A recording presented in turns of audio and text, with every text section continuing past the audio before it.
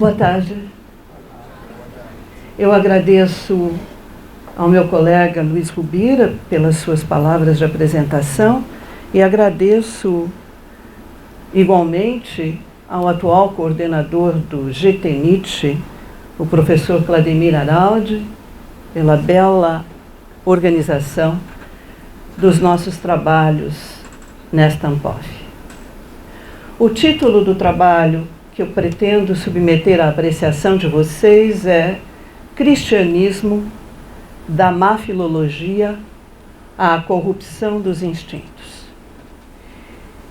Estou reduzindo aqui drasticamente o meu texto, de forma a termos algum tempo para a nossa conversa.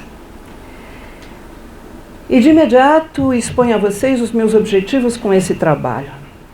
Ao tomar como ponto de partida as passagens do Anticristo, em que trata da filologia, em que Nietzsche trata da filologia, contamos fazer ver o papel que ele atribui à filologia na crítica que faz do cristianismo.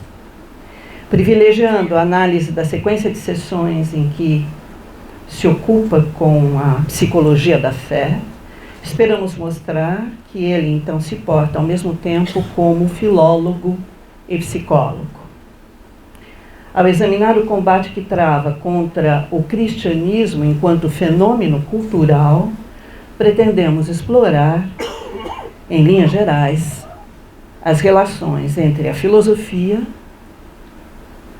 a filologia e a crítica da cultura, tal como Nietzsche as concebe no Anticristo.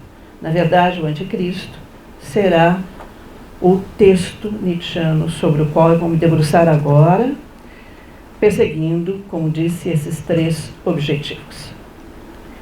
Numa sessão do Anticristo, Nietzsche esclarece o que entende por filologia. Criticando o modo de proceder dos sacerdotes e teólogos cristãos, ele aponta como um dos seus traços distintivos a incapacidade para a filologia. E então define, cito, por filologia deve-se entender, num sentido bem geral, a arte de ler bem. Numa primeiríssima abordagem, essa passagem parece assemelhar-se a outras em que Nietzsche trata da mesma questão. No final do prefácio redigido em 1886, prefácio à Aurora, ele menciona o fato de ter incluído esse prefácio no livro alguns anos após publicar a primeira edição. Depois de fazer o elogio da falta de pressa, referindo-se então ao que essa obra apresenta, tanto ao que essa obra apresenta quanto ao seu próprio procedimento, Nietzsche afirma: não se é filólogo em vão. Talvez se seja ainda, isto é, um mestre da lenta leitura. E logo adiante acrescenta: a filologia ensina a ler bem, ou seja, lentamente, com profundidade, olhando para trás e para diante, com segundas intenções, deixando as portas abertas, com dedos e olhos delicados. Meus pacientes amigos, este livro deseja apenas leitores e filólogos perfeitos. Aprendei a ler-me bem. Aqui, além de definir a filologia como a arte de ler bem, Nietzsche expressa o desejo de encontrar leitores que se portem como filólogos. Detenhamos-nos em cada um desses pontos. Cumpre salientar, por um lado, que ao empregar na última linha da passagem citada o verbo aprender no imperativo, aprendei a ler-me bem, e ainda grifado, Nietzsche revela a intenção de estabelecer uma relação singular com seus leitores. Seus escritos deles, dos leitores, parecem reclamar um aprendizado preciso, o de converterem-se em filólogos. Cumpre ressaltar, por outro lado, que ao sublinhar o advérbio bem, ao tratar da filologia, ler bem, Nietzsche deixa entrever que é preciso distinguir entre as diversas maneiras de ler. Numa conhecida seção de Para Além de Bem e Mal, ele virá a diferenciar as artes de interpretação, dando a entender haver as boas e as ruins. De modo similar, no prefácio à Aurora, ele se posiciona em relação aos procedimentos de leitura. Da sua perspectiva, ler bem significa adotar em face do texto uma atitude que implica necessariamente evitar a precipitação. Caberia perguntar se, ao recomendar que se leia lentamente, Nietzsche estaria alinhado com o momento inaugural da modernidade, que tem em Descartes sua figura emblemática. Como sabemos, nas primeiras linhas do discurso do método, ao pronunciar as origens do erro, o pensador francês faz o elogio da lentidão. Mas rapidamente nós nos damos conta de que,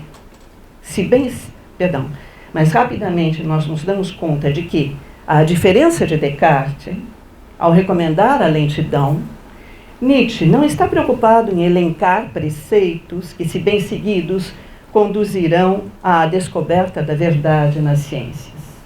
Bem mais do que qualquer outro filósofo, Nietzsche parece empenhado em fornecer ao leitor indicações sobre como quer ser lido.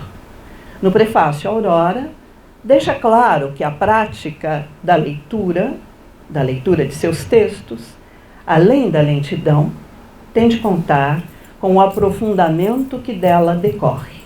Tem de contar ainda com a precaução, uma vez que Nietzsche demanda que se leia, retoma a sua expressão, olhando para trás e para adiante. Então, tem de contar ainda com a precaução e, igualmente, com a sutileza, já que exige que se leia com dedos e olhos delicados. Também no final do prefácio à Genealogia da Moral, Nietzsche se expressa sobre procedimentos de leitura. Embora não esteja se referindo explicitamente à filologia, ele escreve, cito, para praticar, assim, a leitura como arte, é preciso, antes de tudo, uma coisa que em nossos dias precisamente melhor se desaprendeu. E por isso passará tempo até que meus escritos sejam legíveis. Uma coisa para a qual é preciso ser quase uma vaca e não um homem moderno: o ruminar.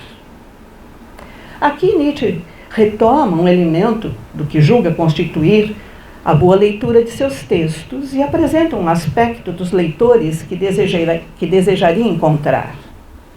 Cada um desses pontos exige a nossa atenção. Ao concluir a sessão com o termo ruminar, Nietzsche incentiva a adotar um procedimento de leitura que, além de contemplar a lentidão, implica o trabalho paciente da volta reiterada ao texto.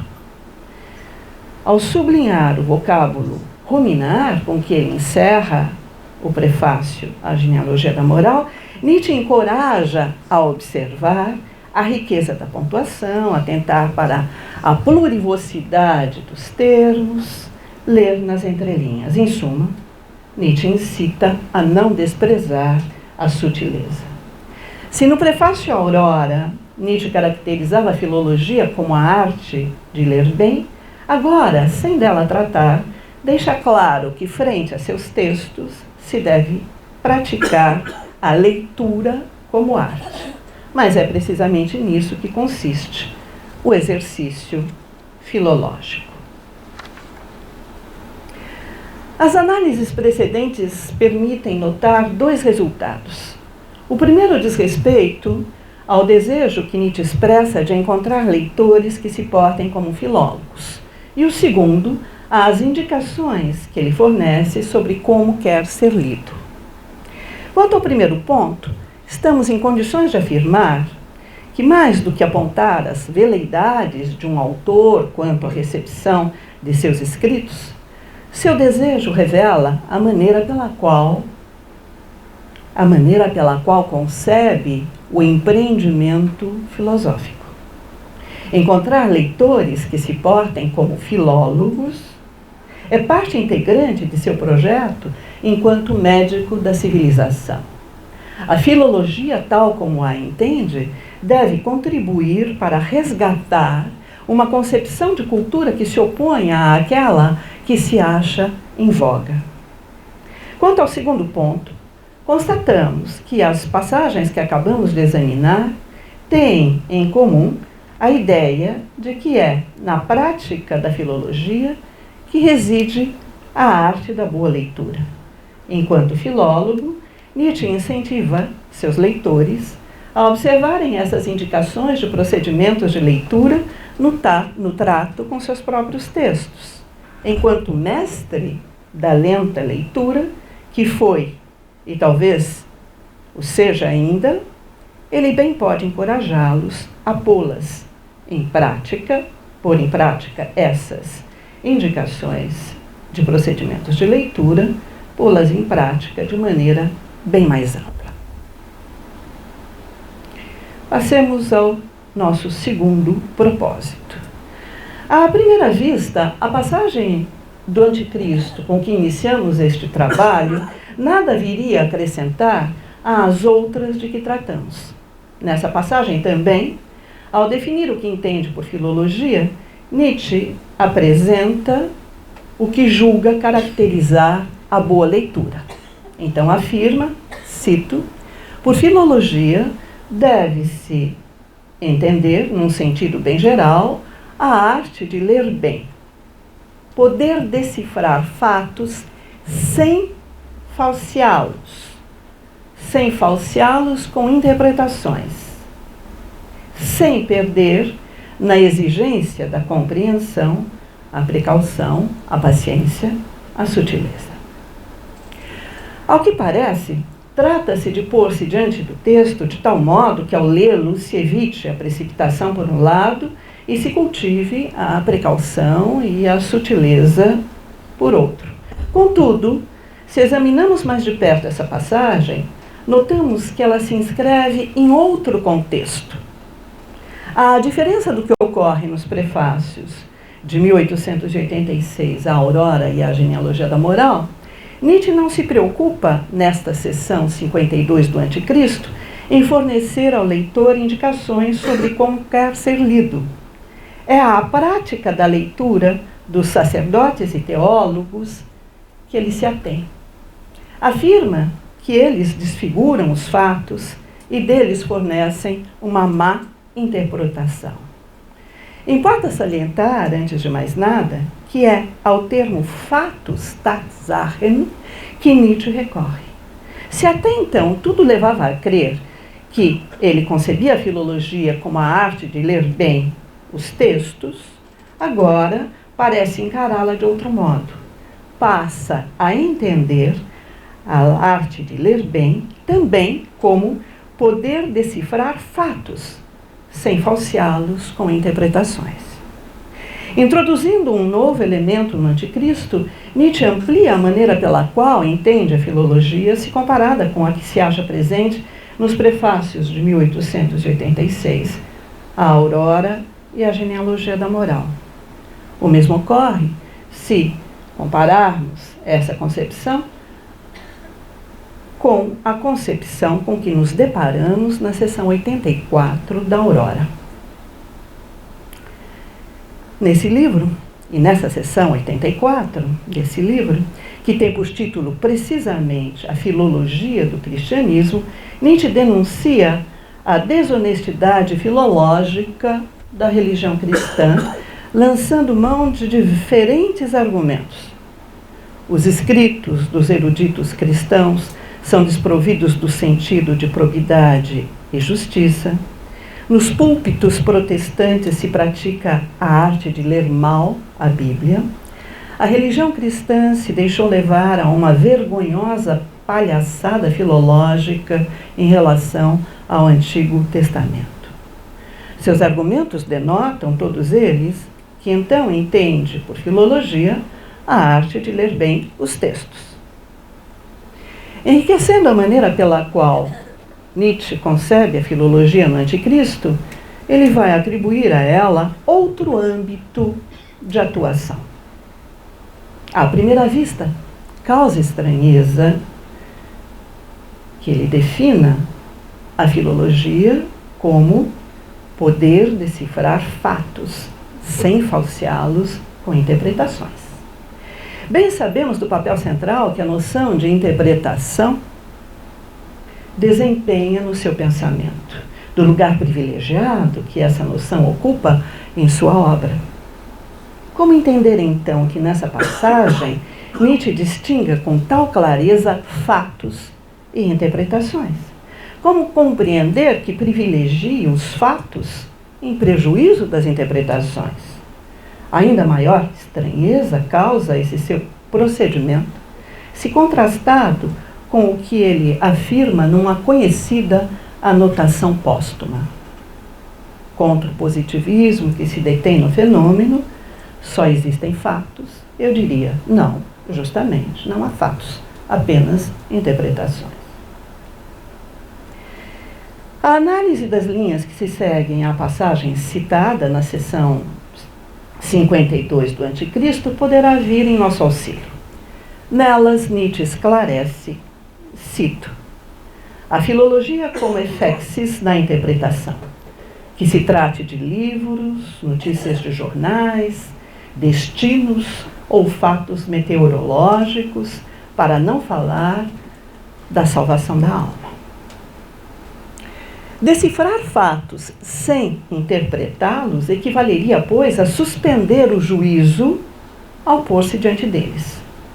Trata-se de adotar uma atitude que consiste em colocar-se diante dos fatos, diante de fatos ou de textos, de modo a evitar que nessa relação se imiscuam as próprias posições.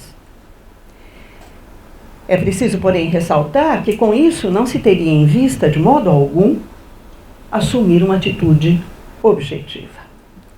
São vários os textos em que Nietzsche critica a noção de objetividade encarada como a maneira de ver desinteressada, neutra e impessoal.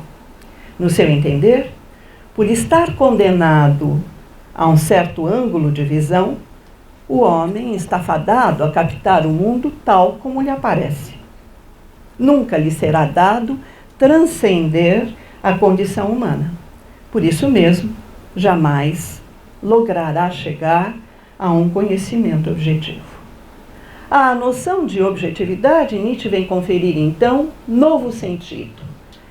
Ela se impõe como, cito, o que permite ter em seu poder seu pró e seu contra, e combiná-los de diferentes formas, de modo que se saiba tornar utilizável para o conhecimento a diversidade, grifado, a diversidade mesma das perspectivas de ordem afetiva. Ao definir de forma condensada a filologia como efexis, Nietzsche flerta, por certo, com o ceticismo. Isso não significa, porém, que a suspensão do juízo decorra da supressão dos afetos, impulsos e pulsões, mesmo porque tal propósito se revelaria um contrassenso. Afinal, o ser humano nada mais é do que pulsões, impulsos e afetos. Bem ao contrário, tendo em vista a diversidade mesma das perspectivas de ordem afetiva, suspender o juízo consiste em impedir que na relação com textos ou fatos se instalem convicções. O exame do parágrafo 55 do Anticristo poderá então contribuir para validar a afirmação que acabamos de fazer. Depois de remeter a uma passagem de Humano Demasiado Humano, em que, distinguindo mentiras e convicções, Nietzsche afirmara serem estas, as convicções, as inimigas mais perigosas da verdade, ele se pergunta se haveria, de fato, alguma diferença entre convicções e mentiras. Para responder a tal questão, começa por investigar no que consistem as convicções. Assim é que afirma, cito, toda convicção tem sua história, suas formas primitivas, suas tentativas e erros. Ela se torna convicção, depois de um longo período em que não era, depois de um período ainda mais longo em que quase era. De início, evidencia-se uma certa estupidez, uma certa falta de esprit. Logo, ela passa a manifestar-se, sobretudo, na aceitação impensada do óbvio. Ocorrendo com frequência, firma-se numa atitude. Então, acaba por converter-se em convicção. Impõe-se assim enquanto consolidação de uma perspectiva. E ao fundar-se num juízo moral, ganha ainda mais força. Exercendo ação paralisante, a convicção constrange seu portador a abrir mão da busca, desistir da pesquisa, abandonar a investigação. Enquanto perspectiva consolidada e jamais questionada, a convicção poderia muito bem englobar a mentira como uma de suas formas embrionárias. Estamos agora em condições de compreender que no Anticristo, Nietzsche concebe a filologia também como poder decifrar fatos sem falseá-los com interpretações. Por interpretação, ele entende aqui toda atitude que, na relação com fatos ou textos, permite que se imiscuam convicções. Na medida em que a mentira é uma das formas embrionárias da convicção, daí se conclui que a interpretação que falseia é mentirosa. Contrariando o procedimento habitual que leva a julgar a mentira do ponto de vista moral, Nietzsche dela trata num outro registro. Tanto é que assim a define, cito, denomino mentira recusar ver o que se vê. Recusar ver algo como se vê. Pouco importa que a mentira se dê diante de testemunhas ou sem testemunhas. Mentirosa, a interpretação que falseia, não é tributária de uma falta de conhecimento que impediria o agente de ver o que se vê. Ela não se deve tampouco a uma eventual deficiência de sua capacidade cognitiva que o prejudicaria no seu contato com o que o cerca. A interpretação que falseia é, antes de mais nada, uma tentativa de auto-engano. Deslocando o exame da mentira do domínio moral para o âmbito psicológico, Nietzsche põe-se então a analisar o comportamento dos devotos em geral. Depois de apresentar a sua definição de mentira, ele assim prossegue no parágrafo 55 do Anticristo. Cito. Ora, essa recusa de ver o que se vê, essa recusa de ver como se vê, é quase a condição primeira para todos os que são de um partido, em qualquer sentido que se tome a palavra. O homem de partido se torna necessariamente mentiroso. Fim da citação. Ao associar a atitude mentirosa à defesa de convicções, Nietzsche estende sua análise. Dos sacerdotes e teólogos cristãos, passa aos historiadores alemães, aos antissemitas, a Kant e ao imperativo categórico, para então voltar-se para, nas suas palavras, todas as formas de domínio sacerdotais ou filosóficos sacerdotais. Em todos esses casos, assinalando o poder das convicções, Nietzsche ressalta o dogmatismo com que se impõem as mais diversas posições. A mentira seria, pois, o apanágio dos homens dogmáticos. No caso dos sacerdotes e teólogos cristãos, o dogmatismo se faz ver na medida em que o cristianismo se opõe a toda realização intelectual. Faz da ciência um interdito, considera a dúvida um pecado, numa palavra, toma partido por tudo o que constitui a antítese do Espírito Santo, por tudo o que é idiota. Impondo posições de modo dogmático, defendendo convicções, assumindo uma atitude mentirosa, o cristianismo fabrica ideais. Inventa a alma, a vida depois da morte, o outro mundo. Como se não bastassem essas invenções, a elas associa juízos morais, pois privilegia a alma às expensas do corpo, a vida depois da morte em prejuízo desta que vivemos, o outro mundo em detrimento deste em que nos achamos aqui e agora. Ao desenvolver suas análises acerca da incapacidade para a filologia por parte dos sacerdotes e teólogos cristãos, Nietzsche examina com extremo cuidado as convicções. São elas que estão na base desse estado tipicamente cristão que é a fé. Na medida em que a doença, nas palavras de Nietzsche, a doença faz parte da essência do cristianismo, ele conclui que a fé também deve ser uma forma de doença. A incapacidade para a filologia, essa característica do teólogo, nas suas palavras, que não tem como evitar que convicções se miscuam na sua abordagem de fatos ou textos, Nietzsche associa à mania servil da mentira. Ao tratar delas, é enquanto filólogo, mas também enquanto psicólogo que se posiciona.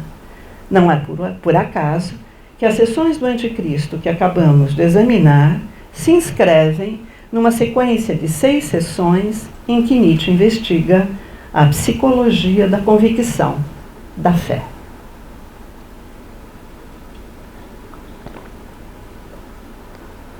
E assim nos encaminhamos para o nosso terceiro e último propósito com este trabalho.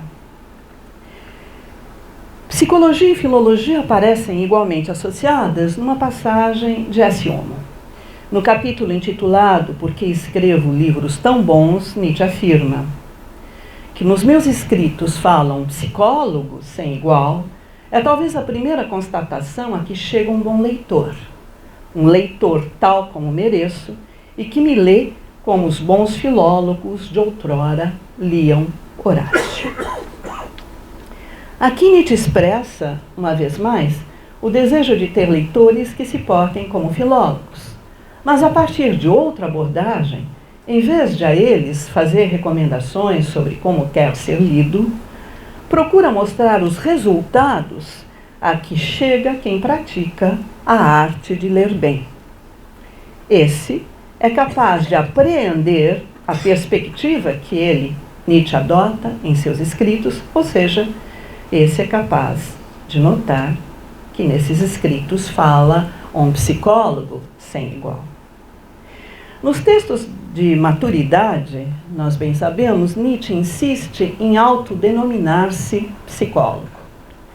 No Anticristo é também como psicólogo que ele fala. Nas 2 primeiras sessões, esclarece a perspectiva que pretende adotar no livro. É claro que o termo psicólogo e psicologia aqui, enfim, estão sendo empregados, evidentemente, no próprio sentido nietzschiano. A partir do momento em que Nietzsche introduz a noção de valor em Assim Falava Zaratustra, ele vem a identificar a psicologia com o próprio procedimento genealógico. Enfim, passo rapidamente, apenas trago esse esclarecimento em relação ao uso que eu estou fazendo do termo. Então, no Anticristo, é também enquanto psicólogo que Nietzsche fala. Nas 2 primeiras sessões do livro, ele esclarece a perspectiva que pretende adotar nessa obra. Com a afirmação, nós somos hiperbóreos, sublinha a distância em que se encontra do homem moderno. Em seguida, faz ver que a maneira pela qual concebe os valores bom e mal constitui o reverso mesmo da moral cristã. Introduz então o problema de que conta tratar nesse livro, favorecendo, nas suas palavras, os fracos e os malogrados. O cristianismo pôs em marcha, cito, o animal doméstico, o animal de rebanho, o homem animal doente, o cristão. Cumpre agora levantar a questão acerca do tipo de homem que, à diferença do cristão, se deve adestrar, tendo em vista o homem forte e bem logrado. Entendendo o cristianismo como um fenômeno cultural, Nietzsche se dedicará a avaliar os valores por ele apregoados e a relacionar esses valores com a perspectiva que os engendrou. Ao que causa enfermidade, os cristãos atribuíram o valor bom. Ao que provém da plenitude, o valor mau. É a doença que constitui a condição mesma de possibilidade do cristianismo. Criação do apóstolo Paulo, a religião cristã veio impor o reino dos fracos e dos oprimidos. Dominados, as palavras de Nietzsche, dominados pelo ódio instintivo contra a realidade, os sacerdotes e teólogos cristãos operaram uma inversão de valores. Lançaram-se assim numa empresa de grande envergadura, a corrupção dos instintos. Numa passagem do Anticristo, Nietzsche define, cito, denomina o corrompido um animal, uma espécie, um indivíduo, quando perde seus instintos, quando escolhe, quando prefere, grifado, o que lhe é prejudicial. Exemplo acabado da corrupção dos instintos, os sacerdotes e teólogos cristãos dedicaram-se a disseminar a enfermidade. Assim é que, propagando valores contrários à plenitude, à exuberância, à afirmação da própria vida, eles se empenharam em fazer do ser humano um animal doente. Avaliando a perspectiva avaliadora do cristianismo, Nietzsche será taxativo. Esse fenômeno cultural foi até agora a maior infelicidade do ser humano, porque, antes de mais nada, veio proporcionar-lhe a doença. Enquanto médico da civilização, Nietzsche se posiciona contra o seu tempo por um tempo por vir. É o que o leva, nos prefácios de 1886, a Aurora e a Genealogia da Moral, a insistir junto a seus leitores para que pratiquem, frente a seus textos, a arte de ler bem. Portando-se como filólogos, eles poderiam perceber, a partir de onde Nietzsche fala, bem mais, poderiam compreender o diagnóstico que ele faz do mundo em que vive e, quiçá, contribuir para transformá-lo. No Anticristo, imbuído desse mesmo espírito, Nietzsche conta propor ao ser humano a via para a saúde. Por isso não hesita em lançar mão de diferentes métodos de desmascaramento para combater o cristianismo. Tanto é que, numa passagem do livro, afirma, cito, de fato, não se é filólogo e médico sem ser ao mesmo tempo anticristo.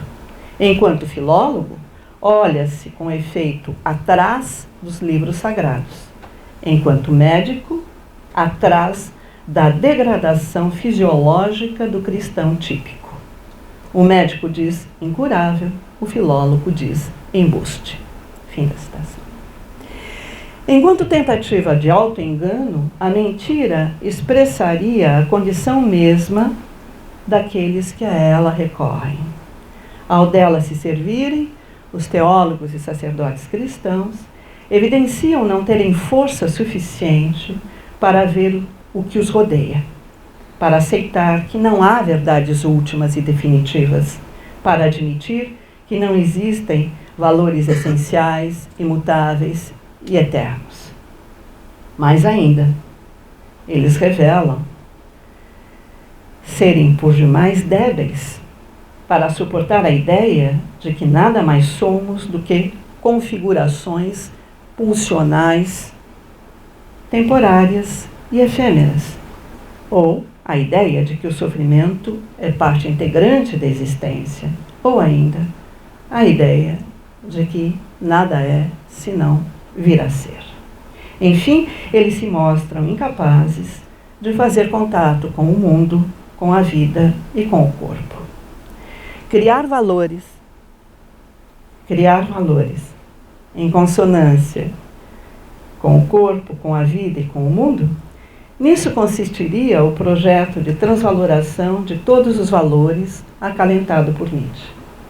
Entendendo que os filósofos propriamente ditos são comandantes e legisladores, Nietzsche não hesitará em promulgar no final do Anticristo a lei contra o cristianismo. Se em vez de apresentar novos valores, essa lei parece limitar-se a combater os valores cristãos, é porque, como bem lembra Zaratustra, vede os bons e justos. Quem eles odeiam mais? Aquele que quebra suas tábuas de valores, o quebrador, o infrator. Mas este é o Criador. Filologia, filosofia e crítica da cultura, esses 3 domínios de investigação, acham-se presentes, mais ainda, encontram-se interconectados no Anticristo. Sem dúvida, um dos livros mais problemáticos de Nietzsche. Pela atenção de todos, muitíssimo obrigada.